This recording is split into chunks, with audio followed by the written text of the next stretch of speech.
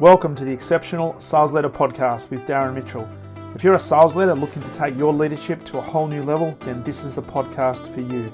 We'll be exploring tips, techniques, and strategies to help you take your leadership to the exceptional level and allow you to enjoy more money, more meaning, and better sales results.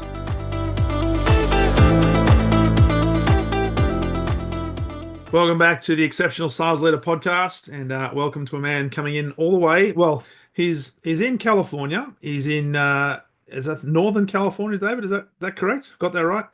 San Francisco is about 40 miles north of us. Nice. So, president at Spice Catalyst, but also, I must say this, distinguished professor of practice and advisor at Manipal University, Mr. David Fradin. Welcome to the podcast. Glad to be with you. We just had a quick chat beforehand and just talking about all things products, and we're going to talk about product development today and how we position products and what are some of the, I guess, key things to think about. But you're also talking about you just finished a book, and I said, oh, is it okay to use your photograph from the LinkedIn as the album art? And you turned around and said to me, what? I prefer to use Matt Davian's photo. The reason being, my book is Letters from My Jaime. Yeah. It's really funny letters my dad wrote home during World War II. And the title of the book is Letters from My Jaime. He could have been a plumber, but he could have been a humorist, but he grew up as a plumber. And I claim in the book that I sold the major motion picture rights, and it's going to star Matt Davian. And will be narrated by his arch nemesis, Jimmy Kimmel. So I'm just hoping both of them hear about this and they both sue me so I get a lot of publicity for the book. And by association, maybe a bit of publicity for this particular podcast episode. Oh, no, I just want to be sued. Oh, love it. Love it. So, David, thanks for joining. I know it's mid-afternoon where you are in California. Love to talk to you about all things product because you've got 50 years in the technology industry. You've been a product leader at companies like Apple and HP, and you work with organizations today, helping and consulting to them and training them on how to build, market, and then launch successful products and services. So love to delve into that and some of the, I guess, the keys that you work with and you've been educating for many years now. Before we do that, I'd love for the listeners' benefit a bit of background because I'm always intrigued as to where people started and how they actually eventuated in doing what they do today. So was it something that eventuated through evolution, or was there a pivotal moment in your life or your career that ended up leading to what you do today? Probably making the mistake of sitting in the front row of engineering mechanics at 8 a.m.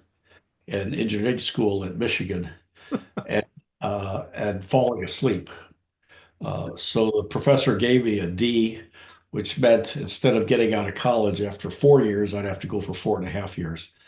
So I switched my major from aerospace engineering to interdisciplinary engineering, which was motivated by Cy Ramo of TRW and funded by the National Science Foundation to develop what they call technically trained managers, because she was telling others that we needed more technically trained managers. So I was one of the first 7 graduates from the University of Michigan School of Engineering with a degree in interdisciplinary engineering, which I define as a little of everything and a lot of nothing. So a generalist. But a manager, trained as a manager. I was able to take courses in business school, economics, journalism, psychology, Okay. philosophy, in addition to my core engineering Wow. courses.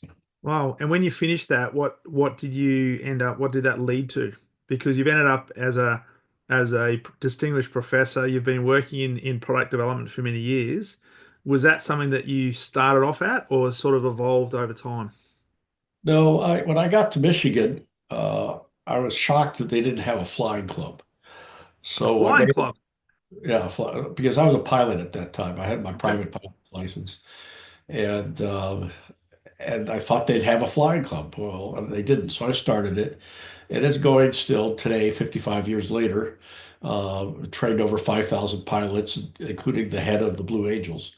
Wow. And my aerospace engineering professor, Wilbur Nelson, noticed that I knew how to manage, knew how to organize, and he was on President Johnson's Supersonic Transport Advisory Committee.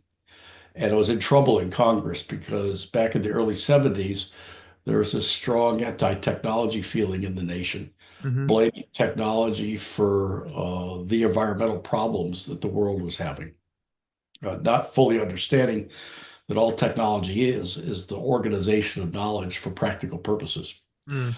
So he said, how would you like to start a student organization in support of the American SST? You could call it Fly America's SST or FASST, FAST for short. And I said, why not? So I did. So by the time I was finished with my sophomore year in college, I had testified before the U.S. House of Representatives, before the Senate, spent a month in Washington, walking the halls of Congress, going to meetings at the White House in my pink polyester suit, which was, of course, the leisure suit was quite popular back then, and uh, began to realize that politics is who gets what in our society. Yeah. Economics is the study of how they got it, and that there was 150,000 or so unemployed aerospace engineers at the time, and therefore it was a good idea to switch into interdisciplinary engineering. Wow. So after I graduated, I couldn't find a job, so I kept the association going. The SST had been defeated by Congress, but I was working on countering the anti-technology feeling in the country. We had 40 chapters, 15,000 members throughout the country, and 40 chapters on campuses around the country, and ended up lobbying Congress to get the space shuttle built, which I succeeded on, and also lobbied Congress for Project Independence so that we would not have a world reliant on fossil fuels. Hmm. It was good a job with that, as I had hoped. So I moved the headquarters of FAST to Washington, D.C., set up offices in Carnegie Mellon, the former Treasury Secretary's home near DuPont Circle, right next door to what was the name of a think tank there Hmm. that Nixon tried to blow up when he was president. And my office was right next to that, so I escaped that. And we Okay. continued the student association for several more years. Then I decided I didn't want to be a student anymore, and I resigned from that position and was recruited by a new group starting in Minnesota called the Environmental Balance Association of Minnesota. Went there and helped pioneer the field of environmental mediation, mediated a couple of major disputes that got national coverage, like in Business Week and elsewhere. And then HP was having trouble siting new facilities. So they recruited me to come to California to help them site new facilities since I knew how to do community relations, which they had no expertise in before. Yeah. And I was quite surprised when I got there that after having word processing at FAST and word processing at the Environmental Balance Association and word processing when I was running John Conley's presidential campaign, that the corporate PR department at HP did not have word processing. Yet it was the only department in the entire company that knew how to type. So I introduced there a internal software program for word processing that ran on the HP 3000 mini computer. And that job turned out to be a technically trained manager's job, an inside product manager's job. Hmm. So Apple recruited me to come to work for them to bring a hard disk drive to market, the first one on a personal computer. It was very cheap. It was only $3,500. And it was an Wow. Back enormous, then. yeah, it had enormous capacity. It was 5 megabytes, which, Mix. which we just burned up in the last 30 seconds and successfully brought it to market. And then the management team for the Apple III product line needed a group product manager. So they asked me if I would become that, which I did. And about 2, 3 weeks after I took over the job, Steve Jobs 1.0 convinced the executive committee to cancel the product line because he thought it occupied a place in the market that he wanted his Macintosh to go into, which he had Right. not yet shipped. So I got called into the president's office a week or two later, and John Scully says to me, we've got $30 million worth of piece parts spread between Singapore, Dallas, and Cork, Ireland, our manufacturing facilities. What should we do about it? And I In said, other what do words, you mean? what should you do about it? I said, what do you mean we, paleface? And he did laugh. And the others in the room snickered. So I explained the joke to him that there was this mythical character called the Lone Ranger, and he had an Indian sidekick named Tonto. The Lone Ranger rode a white horse called Trigger. He wore all white. He wore a mask and had a white cowboy hat, and he only did good. He had one silver bullet on his belt. And he was going through the desert with his Indian sidekick, Tonto. Now, when I tell this story to Indian Indians, I have to say an American Indian sidekick Yeah. because they get confused very easily. And the Tonto turns to, or the Lone Ranger turns to Tonto, says, Tonto, we're surrounded by 10,000 yelling, screaming Indians, and all they want to do is scalp us. What should we do? And Tonto responded, what do you mean, we, paleface? And I said, here's the problem. I tried to put together a promotion when I first started on this job like 3 weeks ago. I Yeah. had to take it to an internal divisional group, who had to take it to a corporate group, who had to take it to another group, who had to take it to the marketing group, who had to take it to the sales organization, who had to take it to the sales reps, who had to take it to the manufacturing reps, the principals there, who had to take it to the manufacturing reps salespeople, who had to take it to the principals of the dealership, and then it would finally get to the salesperson on the floor of the dealership.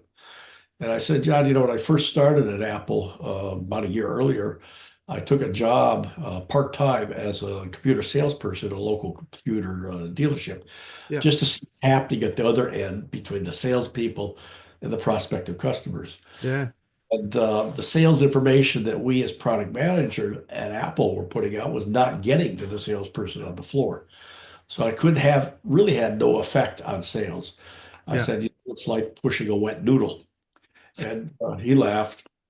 He said, what should we do about it? I said, give me the authority commensurate with the responsibility, and we'll go out there and market and sell these things. Yeah.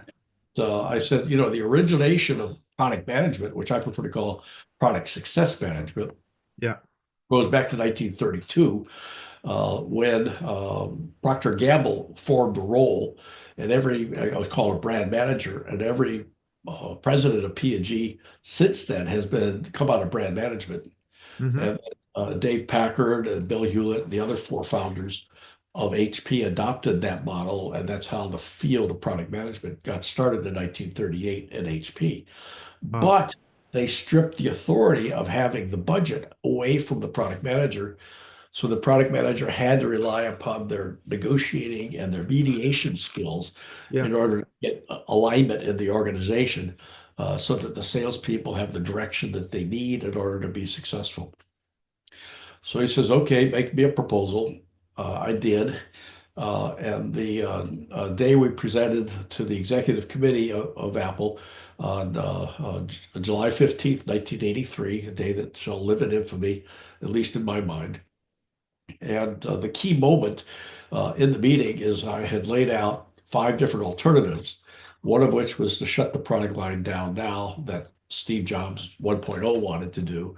And the Yeah. other was let the market decide. Yeah. And the reason I was supportive of letting the market decide is that a few years earlier, when I was in aerospace engineering at Michigan, all 3 astronauts coming launched to the moon, I think it was Apollo 15, were aerospace engineer grads from Michigan. So the department was going to lease a 707 Boeing and fly us all down there to watch the launch, which we did. And then they took us by bus over to Disney World, which was under construction near Orlando, Florida, Mm. about an hour and a half drive from Cape Kennedy. And we went into a room where the chief Imagineer gave us a lecture of how they were designing this big amusement park. I think at the time it was the largest one in the world. And one of my fellow students asked a stupid question like, where are you going to put the sidewalks? And all of us laughed. Ah, what a stupid question. And the chief Imagineer, they call themselves Imagineers, not engineers at Yeah. Disney, said, that is a good question. And we all shut up. And he said, we argued about this. We got about 100 Imagineers here. We argued about it for 3 days. And finally, one of the junior Imagineers said, let's not put in any sidewalks. Let's just plant grass everywhere. And then in a couple, 3 weeks, we'll look to where people have walked and the grass would be bare.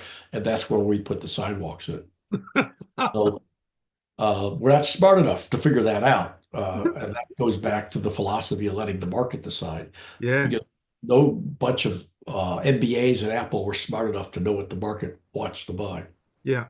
So when I was researching my book, Building and Sailing Great Products, which is available on Amazon worldwide, I went to look at pictures of Disney World, and I found a whole bunch of pictures. There's no grass anywhere. The bushes are protected by fences, and everything had been paved over because apparently everybody walked everywhere. So the key moment in that meeting on July 15th, 1983, was when Floyd Kwame, the executive vice president, excuse, excuse Bless me, you. asked me if a dealer called me and we picked the option to shut the product line down, or we decided on the option to let the market decide, what would you say? Mm, Now, unbeknownst to me, sitting in the back of the room was a lady by the name of Ann Bowers, who was VP of HR at Apple. She was also VP of HR at Intel and was married to Bob Noyce, one of the co-founders of Intel. And I think she was instrumental because she helped bring, I found in my research for building and sailing great products, the values of the HP way into Intel. And she also felt that in order for Apple to be successful a year or so after it started, she pulled together a committee of a number of people that worked there, and they wrote a bunch of Apple values out. And when I went to work for HP, when I worked for Apple, uh, the first day orientation, we'd spend an hour or two being exposed to the values and discussing how that would affect us. And the mhm. beauty of a company having a set of values is when everyone goes into a room to make a decision, they're coming from the same place. Yeah, So some of Apple's values was empathy for our customers, achievement, positive social contribution, individual performance, team spirit, innovation, individual growth and reward, quality excellence, and most importantly, good management. So I said, Floyd, if you decide to let the product continue, and let the market decide, I'll tell the dealer that we'll continue to develop it and engineer it and market it and service it and support yeah. it. But if you decide to shut the product line down, I'll give the dealer your phone number. And everybody laughed because they caught that that was so contrary to Apple values. The values, yeah, Things like good management, quality, empathy for yeah. the customer. Because at that point in time in history, the Apple III is the second most popular, no, third most popular computer in the world after the Apple II, then the PDP-11, and then the Apple III. We Mm, had sold about 5,000 of them. Average selling price in dollars that year was about $7,000, which would be about $30,000 today. yeah, And if we shut the product line down abruptly like that, the 50,000 people will probably, since they were shown disloyalty by the company, would probably never buy an Apple product ever again. yeah. So they asked me about a week later if I would like to become the business unit manager for the Apple III product line. They gave me 17 people and $4 million, and I could sign a check up to $200,000, no questions asked from anybody. And we went out and sold 25,000 Apple IIIs, generated enough profits to help fund the development of the Macintosh and to keep 1,000 to 1,500 overpaid Apple people at the company. Wow. So that's a long-winded answer to your question. So that's why it goes down in history for you, July 15, 1983. That's So, right. so if you, what could have happened? Because they could have easily turned around and said, no, no, we're going to shut it down. But what do you think it was that um, gave you or gave them, um, I guess the fact that let's put you into the Macintosh 3 and let you go and sell those 25,000. Right? What was it? Well, when I mentioned the being an independent group, I told Scully in that meeting, and also in that meeting was Ida Cole, the director of marketing for the personal computer systems group, which included the three, Del Yoakum, who was vice president of manufacturing, and he later became president of Apple, and Joe Graziano, who was the CFO at the time. So I said, I told him the story of the soul of a new machine, where I think the company's name was Alpha General, couldn't get it developed, a new mini computer, their corporate headquarters. So they moved the development to Raleigh, Durham, North Carolina. They were able to finish it. The IBM PC, several times they tried to get it going at corporate headquarters in Schenectady, New York, but the over highly paid IBM salespeople feared that it would cannibalize their commissions on mainframe sales. Yeah, okay. So it would kill it. So they moved that development to Boca Raton, Florida, about as far away in the United States as possible from New York, but still in the same time zone. And they developed the PC and put it out in a timely fashion. Mm, And then I told the story of a person that I had met, Kelly Johnson, through the supersonic transport program. And he ended up Lockheed's Skunk Works out in the desert of near Palmdale, California, in the south. And he developed aircraft like the XR-71, the X-1, and other high-tech aircraft and flew them in like 18 months, while Lockheed itself would take something like 7 years. wow. So, and Scully says, yeah, I agree with that because when he was president of Pepsi US, his next door neighbor was the president of Xerox. Hmm. And he was at a cocktail party with the president of Xerox. And John says he asked the Xerox president, why don't you have a personal copier? After all, I have a personal copier from Canon on my desk. And the president of Xerox, of course, the definition of Xerox is they never do anything original. Mm. Was they put 100 of their best engineers on a personal copier and they're going to ship it another year. Canon put 10 of their best engineers on it and they're shipping already, which shows the agility of a small independent group that's Yeah. able to operate and has full authority commensurate with their responsibilities. We Mm. see that going on in Ukraine today, where the Ukrainian military and civilians are able to run circles around the monolithic top-down direction of the Russian armed Yeah. forces. So Scully agreed with that, and that's what convinced them to let me become the business unit manager, or BUM for short. Yeah. And then and you said before that it was really important to get, I guess, not just the responsibility, but the authority to be able to make decisions and sign checks, which actually meant there's a lot more flexibility to actually develop the product. And I'm sure that would have a big part in you being able to get so many units out in such a short period of time. Yeah, I was able to hire my own PR agency for the Apple III. I was able to hire my own advertising firm for the Apple III outside of the ones that Apple was using. Yeah. So instead of always being the poor stepchild of the Apple II and of the Macintosh, we Mm. could act on our own, which we did do. And Yeah. like I said, we sold off 25,000 of them. Wow. I'm curious as you were talking there, were you there when you mentioned Steve Jobs 1.0 when he was exited, and how long did you stay at Apple? Because I'm really curious to know from your perspective how you now view Apple in relation to the way they do business, their thinking, their methodology, and I guess the design they have and the approach they have. Were you there during that time, or you'd left? Well, I left in the fall, no, the late summer of 1985. Was it Okay. 1985 or 84? No, 1984. And then the Macintosh sales dropped to 4 units in January 1985. And I Four was with units. 4 units. I was with a company then that was selling software on the Macs. So I knew what the monthly sales were.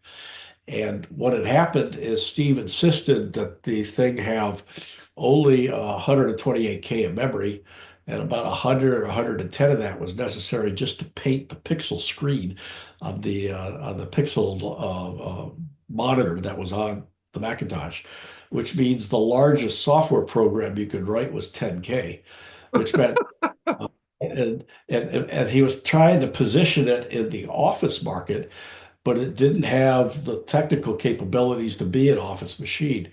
Back then, you needed a letter quality printer. Dot matrix was not adequate. Suggested you were an amateur. Yeah. Uh, didn't have a hard drive. Didn't have enough memory, so it couldn't run any accounting programs.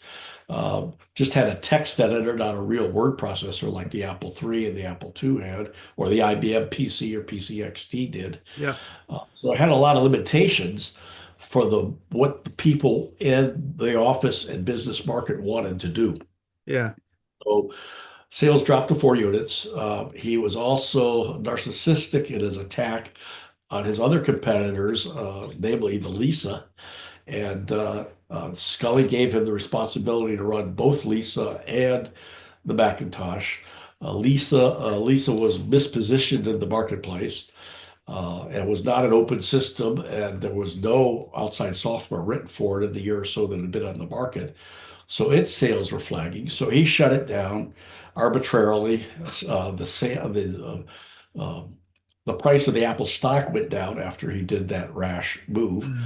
And by the summer of 1985, Scully had enough of him. And Jobs tried to run a palace coup and get the board to vote on running Scully out of town. Instead, the board sided with Scully and they ran Bob's out of town. Jobs out. So he went off and started the next computer company, which I joked about because later I became the associate director of the personal computer industry service at a market research firm. And the local editor for Business Week magazine came into my office and asked me what I thought about next. I said last. And sure enough, he again mispositioned the product in the market. So by this time, he had the Apple III as a failure when he introduced it in Hmm. 1980. And I had to fix everything that he had made mistakes on in 83 and in 84. And then he had the failure with the Lisa, then he had the failure with the Macintosh, and then he had a failure with his last computer, which he called Next. Next. And he was having trouble with Pixar.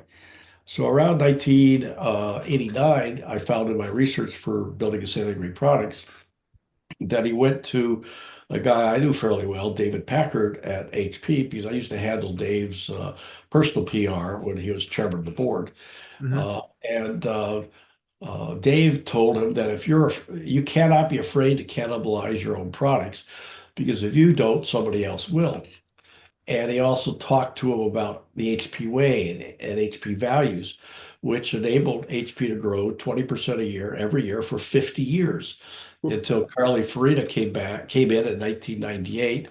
And Dave was no longer chairman of the board of HP, and she blew up Apple values. And the company's been spiraling into non-existence ever since. Hmm. Yeah.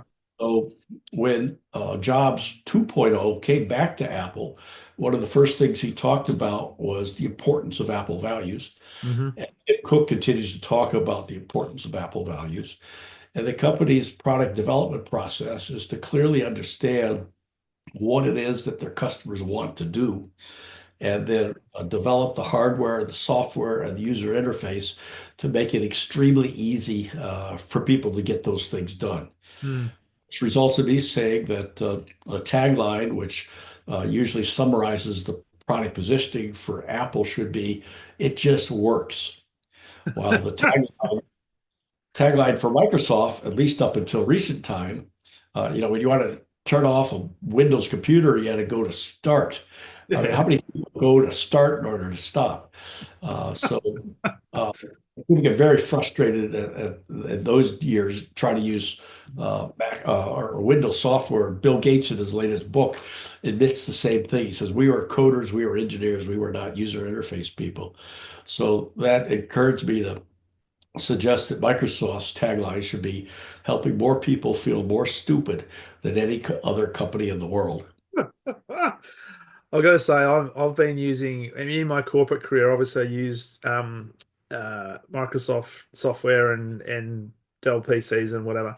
But I've had a Macintosh now, MacBook Pro, which is what we're talking on now, since 2013. It still works today, 12 years later. And you're right, it just works, right? Touch wood, it keeps working, but it just works. And it's just an intuitive thing. So I'm fascinated then to delve into this world of, I guess, product development, because you're very big on making sure that you understand what it is the customer's looking for and how can you almost predict what the customer's looking for rather than saying, hey, we have the best product. We're going to develop this product and then going to sell the product and hopefully retrofit and hopefully it's going to fit what the market is looking for. So I know you talk a lot about five keys to product success.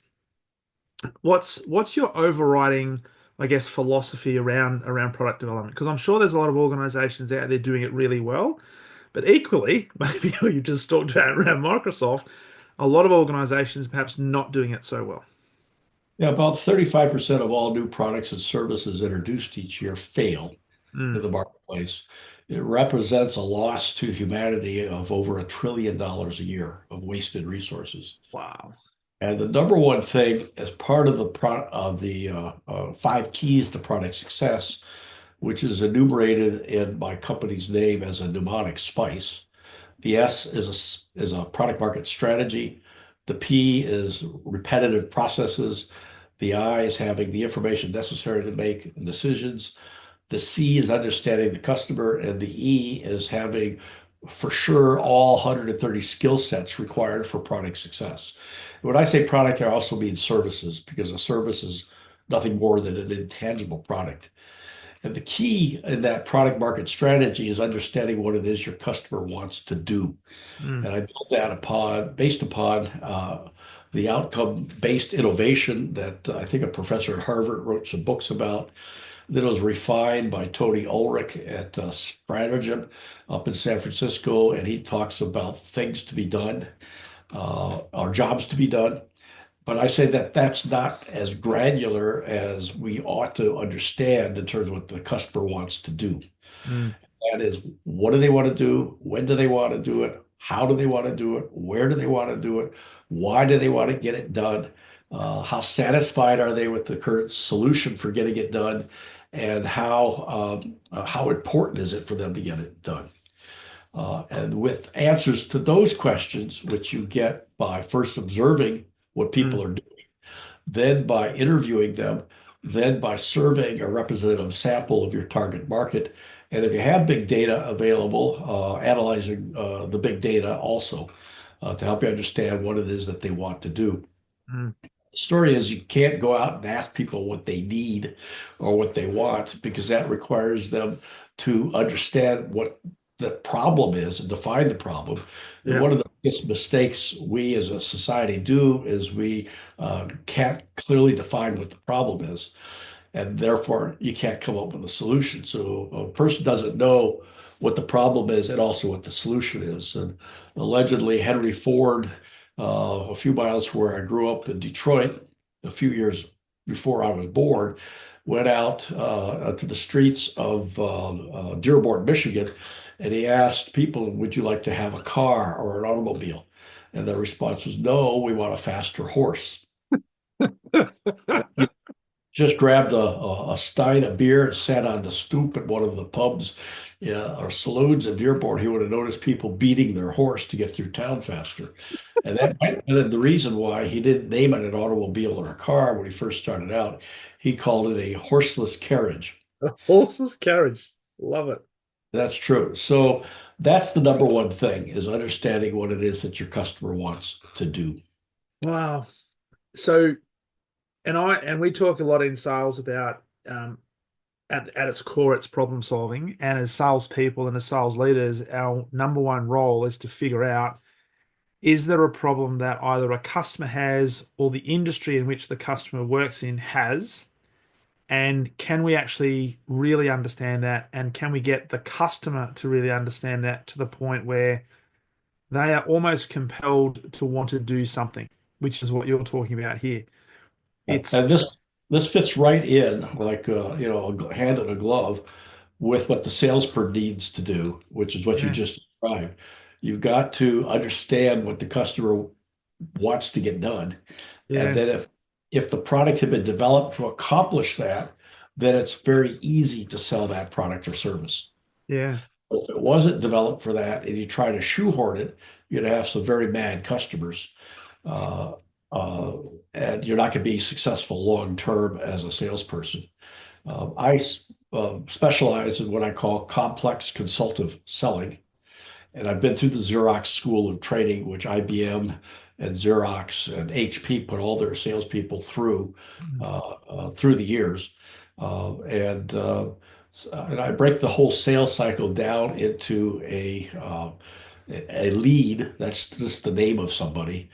Yep. A qualified lead. Qualified, that means they have money and they have an urgency, a deadline to make a purchase. And then they're a prospect after I've figured out what it is they want to do and I give them a proposal. And then the fourth stage is closing the deal. And Mm. about 5%, about 25% of effort is in each of those four phases before you finally have a customer. Yeah. And then after you close it, you got to keep the customer happy so that you can get reference selling from them Mm. and go on to get the next customer, which makes it a whole lot easier if you have existing satisfied customers. Yeah. Totally agree. So you mentioned before there's a lot of companies out there. I think you mentioned something like 35% don't Of failure rates worldwide. the follow rates, right? So do you put that down to the fact that somebody comes up with an idea? Because it'll be interesting, and you're in Silicon Valley, so you probably have access to a lot of the think tanks and the people, and probably brush shoulders with a lot of entrepreneurs. There's a lot of really smart cookies out there that probably have these great ideas. Based on your experience, is it correlated to that 35% of products that fail or to have an impact with people who don't follow the right process, who don't actually go out and see whether there's an actual problem in the marketplace? Because a lot of the time they think there's a problem, or maybe they'll project there's a problem. And they'll say, "Oh, I think I'd like to create this product," and they go down and do this, and then they try to sell it to the marketplace. So they try to do it backwards. Yeah, about 15 years ago, a few venture capitalists coined the idea of ready, fire, aim. And, Yes. Mark Zuckerberg and Elon Musk has taken that concept to the ultimate pyramid of failure. Uh, Move fast and break things is what Yeah. Zuckerberg. Fail fast. And so Zuckerberg has gone out there and he's broken society, Yeah. uh, broken trust between people and between organizations. Elon Musk has amplified that to the point now that Trump is allowing him to musk up the federal government and he's firing people left and right. Yeah. Bless you. Um, and like the what was I think it was the nuclear energy group responsible for the safety of our nuclear power plants and our nuclear arms and so forth. And they fired a bunch of them over the weekend. This is in early February 2025. And they realized that they didn't want to fire them all, but they had deleted their email addresses. So they had no way of getting in touch with them to bring them back in. And this is move fast and break things. And that's the epitome of that notion. And this is going to come back and haunt uh, the federal government, the government of the United States, including its reputation. Yeah. Uh, Not to mention, I think the value of X or Twitter is now about half of what it was when Elon bought it. And now, if you want to go buy a Tesla in the United States, there's usually a protest going on outside the dealerships, which is really an exciting way to buy a car and have to push your Isn't way it? in. Uh, Isn't it? so that's going to be a bit of a discouragement as he continues in his arrogant, narcissistic way to Mm. aim first and or ready, fire, aim. Yeah. Yeah. If you So, develop a product market strategy, then you know where to aim. well, that's it. And how much of this then, when you're looking at developing products or when you're consulting with organizations developing products, is almost like the go-to-market approach. So as you've described there, a lot of people are turning away from Tesla. So you mentioned before the importance of certainly Apple 2.0 the importance of the values and how we adhere to the values and all the things we do is aligned with the values, that needs to make it relevant to the marketplace. How much of that is in terms of the strategy? What is it that we want to represent to the marketplace? So there's a match between how potential customers see us and what we're trying to provide them in terms of the service or the Well, a product. good example of that is Apple versus Microsoft back in the 2000s, where used to have two Windows computers on my desk because one of them was always rebooting, which is Microsoft position. I used to say you have to assume the Microsoft position, which is rebooting. And uh, uh, if I had, being a product manager, I typically push things to the limit and I find the bugs.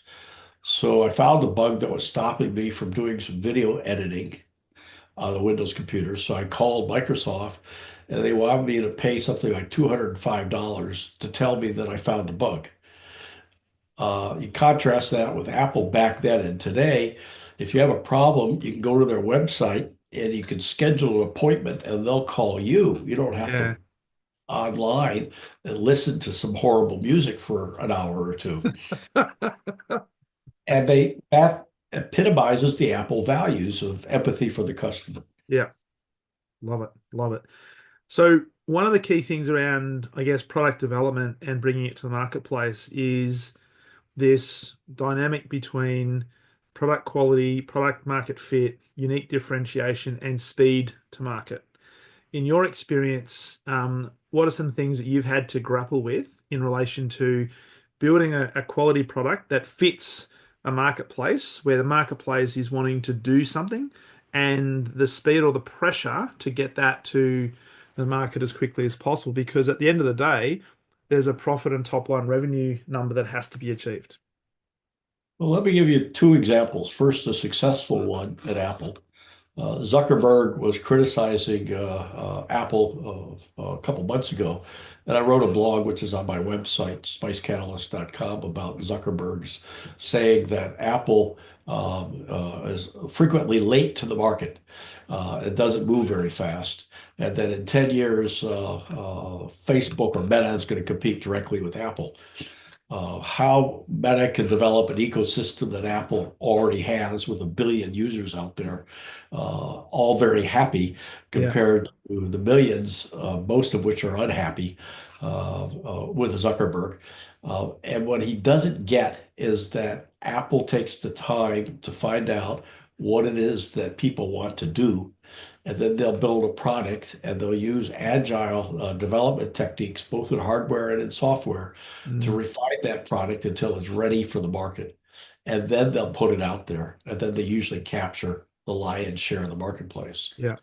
Yeah. Uh, the uh, um, I'm trying to remember the failure one that I was thinking of, but you have other companies that go out there just after market share. And I was within a company in the early 1990s called Digital FX. And it was funded by Kleiner Perkins, one of the premier venture capital firms in the Valley. And they had a desktop video editing system, which I was the product manager for. Hmm.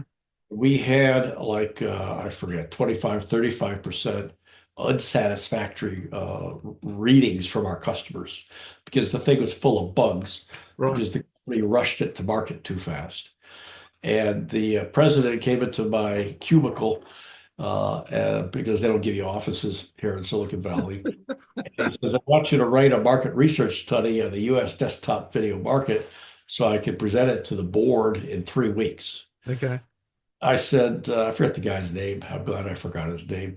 I said, we just introduced the Video Effects Plus at the computer show 2, 3 weeks ago. We're trying to get it ready for ship. We're doing beta testing right now, and we don't want to ship it full of bugs.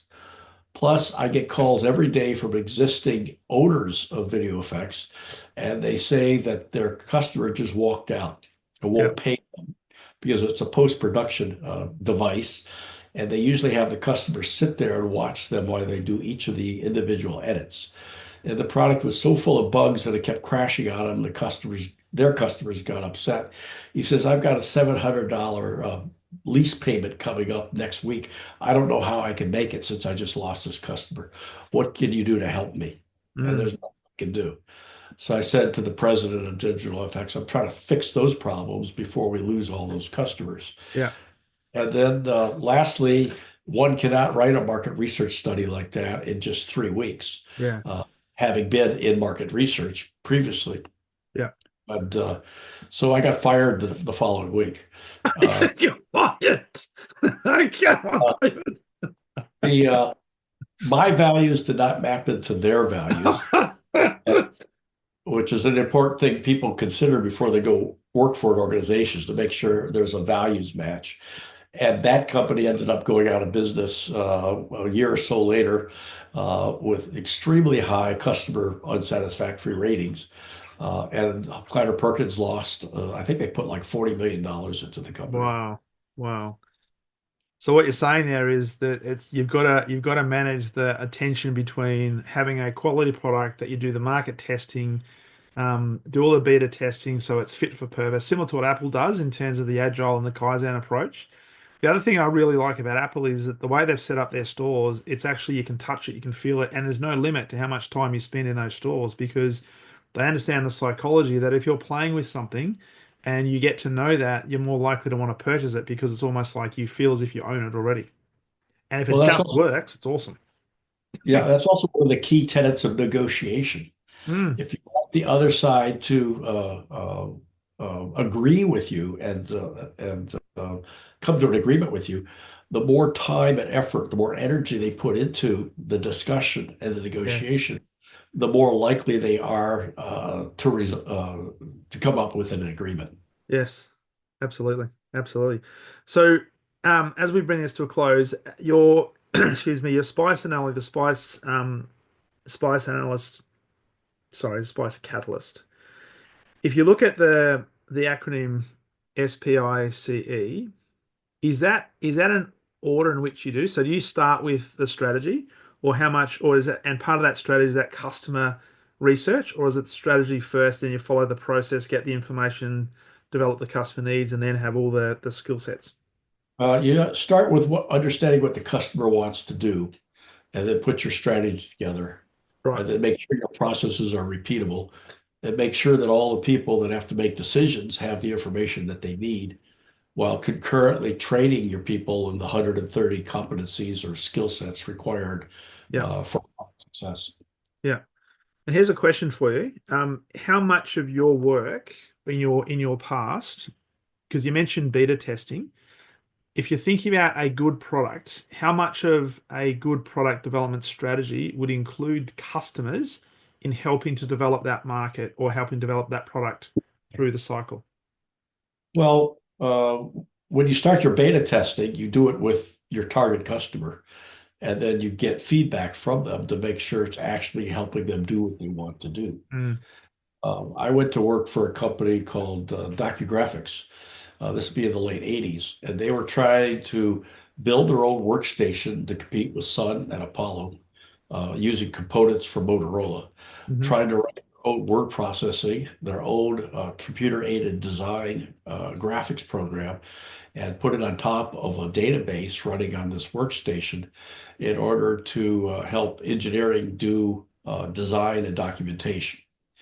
Well, I went out when I first went there, their sales were flagging, and I mm, talked to their existing customers and found out that that's not what they were using it for. They were using it for manufacturing documentation, the wow. assembly instructions that were sent to the shop floor to tell the people on the floor how to build the product.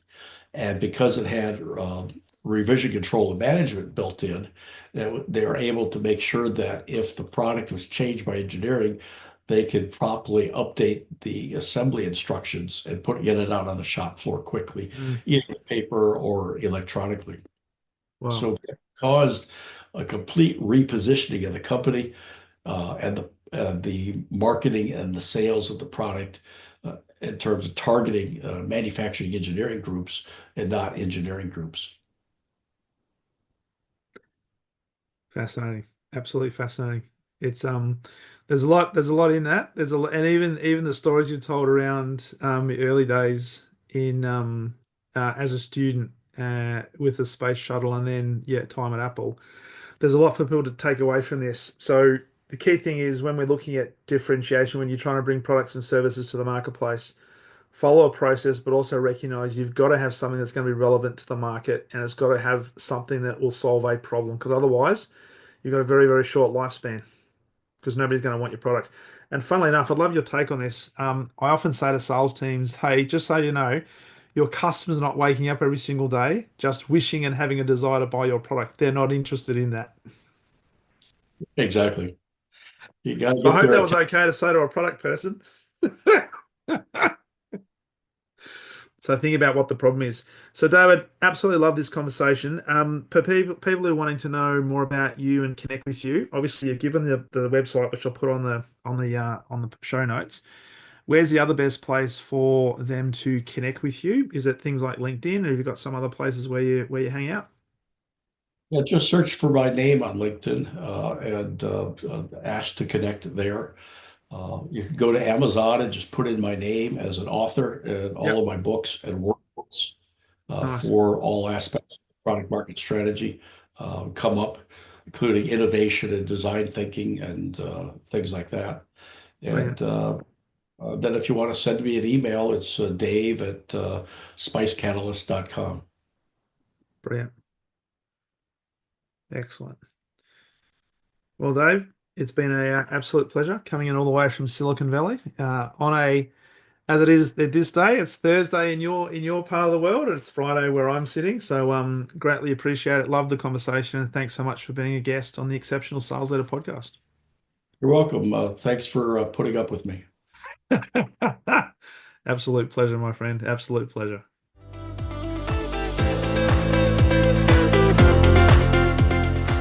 Thank you for listening to the Exceptional Sales Leader podcast. I trust the information in this episode has been helpful in your journey towards becoming exceptional. And remember, please take the time to rate the show, subscribe to the show so other people can find it. But also, if I can help you, jump on my calendar, go to leadwithdarren.com and let's have a conversation about how I can help you along your journey to being exceptional.